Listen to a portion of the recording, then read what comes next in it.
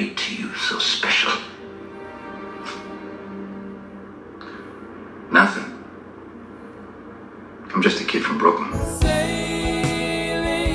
Brooklyn! Were you scared of that? No? Not at all, huh? Nope, I'm from Brooklyn. You're from Brooklyn, huh? Okay guys, Frank Style, just a guy from Brooklyn, and I'm here to do a big spoiler discussion about the new movie, The Odyssey by Christopher Nolan. This is a big, epic movie, and it is making box office bank at this moment. I'm not here to deny any of that. It's huge. I just happen to be a big fan of movies like this. I grew up in the age of the Ray Harryhausen, the stop motion films, epic adventure films like Clash of the Titans or Sinbad and the Eye of the Tiger. I also loved Troy, which was kind of part one of this big story. I had never read the book, so I was very curious as to what happened after Troy.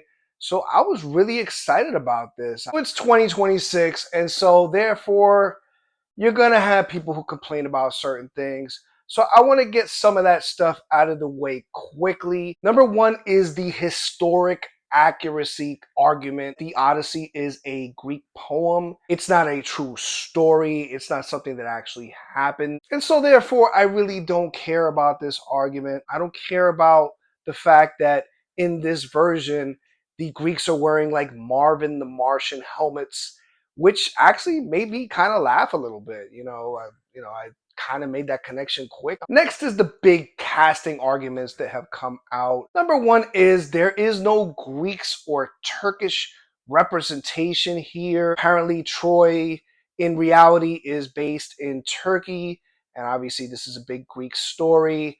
There's no Greek actors and no Turkish actors. I don't care. This is Christopher Nolan's version. I don't care if he does it with all little people or Ashkenazi Jews. He can put whoever he wants. This is really not something I'm going to have a problem with. The next one is Lupita Nyong'o as Helen of Troy. I think she's gorgeous. There's certain assets that I noticed while watching Black Panther. I have no problem with her playing that role. The next big one is Elliot Page. They thought she was playing Achilles at one point. She plays like a soldier named Simon, I believe. I have zero issue with Elliot Page in this movie. I just also want to mention that both these actors are in the movie for like a couple of minutes. They really don't play large roles. They really don't factor into the major stories. And now we've come to the casting issue that I have. The way I'm going to explain it is through a quick synopsis of the movie. After 10 years at war in Troy, Jason Bourne and his soldiers must return to the kingdom of Ithaca before his wife, Catwoman, marries the Batman, who's secretly trying to kill her son, Spider-Man. Batman is aided by Maxine Minx, and Spider-Man is aided by Benny Blanco from the Bronx. And Spider-Man also takes a trip to visit the Punisher, whose woman just happens to be Nakia of Wakanda, and he's there to find out any info about his dad, Jason Bourne. Bourne, trying desperately to come home, is haunted by MCU MJ or Rue Bennett, take your pick. And the irony here is the Jason Bourne connection is so on the nose that at one point in the movie, he really doesn't know who he is hanging out with Furiosa on an island. And unfortunately, this is all I could see. All these big names who I just referenced to other big movies. It's just an issue for me. It's personal. It's something that I just couldn't get past. If it would have been one or two actors, I could probably get past it.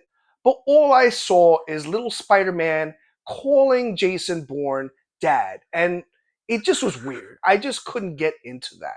This movie is almost 3 hours long, and it really wasn't that bad until the third act, where I felt it. Third act is where he finally shows up to Ithaca, and there's like this whole story that starts once he gets there, because he's kind of got to reclaim his throne in a way. My next topic is darkness. And when I say darkness, I mean the way it was filmed. This movie was filmed in very, very dark scenes. You saw many like kingdoms here, but they didn't feel like kingdoms. They felt more like abandoned encampments or strongholds. And they were always filmed at night, lit with candles and fires. It was all just very dark and dreary. These scenes were very, very realistic, but for me, they just weren't very cinematic. This movie has huge horror elements that I absolutely love. I absolutely can't stand really bad CGI, and this was one of the things that really worried me. But to be fair, there was very, very little CGI in this movie that I noticed that was bad, and most of it wasn't CGI, which was a big, great surprise. The Cyclops scene was definitely a highlight. This was a big, monstrous thing. It was not CGI. And it was like he would just come and grab people and literally eat them. And it was terrifying, and I absolutely loved it. It was sometimes weird because he'd eat a few guys and then go take a nap. I got what they were going for. The big scene involving a witch where his men go looking for food. The witch offers them stew. They eat the stew, and she turns them into pigs. This was also not only terrifying, it was one of the few big scenes that was done in a bright daily setting. This was definitely my favorite part of the movie. The pig transformation was kind of subtle, and I liked that, as opposed to something like the movie Willow, where Queen Badmorta started with the spell that just turned an entire group of people into pigs. Also pretty awesome, but in more of a different way. Both things I love. I kind of like this more. This felt more like horror movie stuff. There are some scenes where they fight like these giants in like silver armor. Pretty good stuff. I liked it. No negative, no positive there. I enjoyed that. After that, they kind of guide their ship past a whirlpool and into a trench, and this kind of Hydra multi-headed monster came and just started kind of snatching people off the boat and eating them alive. This was pure CGI, and this is where the movie completely let me down. This looked like crap. It actually reminded me of those terrible Clash of the Titan remake movies where there was like this heavy, heavy amount of CGI. This is the type of stuff that just turns me off completely. The Sirens scene. According to the literature, Odysseus and his men, they just fall for these sirens. They're like nymphs who feed them flowers. I think they're like lotus petals. They just basically spend 7 years having sex with them and feeding them lotus petals. And it just so happens that in this version, it's not all the men. It's just Matt Damon, and the nymph just happens to be Charlize Theron. And at that point, all I could think of, 7 straight years of having sex with Charlize Theron while she feeds me petals of flowers. Yes, please. And so when you think about all this stuff, poor Anne Hathaway is back at Ithaca, and she is wondering where her husband is.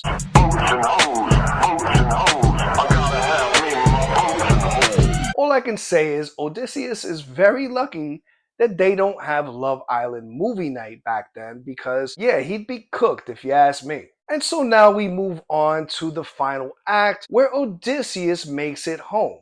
And I like to call this the daddy's home part of the movie. And so Odysseus must come up with a way to get back into his castle undetected so he can reclaim his throne. He pretends to be a beggar, he meets with his son, he meets with Benny Blanco from the Bronx, and they kind of come up with this big plan. And what is the big plan? To trap yourself in a huge room full of a big gang of guys who all want to kill you, and all you got is a bow and arrow in your hand.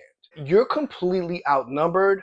At this point, Odysseus is an old man. He's all gray and beat up. Realistically, all I can think of is they're gonna bum rush the shit out of this guy and beat the crap out of him. But instead, we get this. Now you're all in big trouble.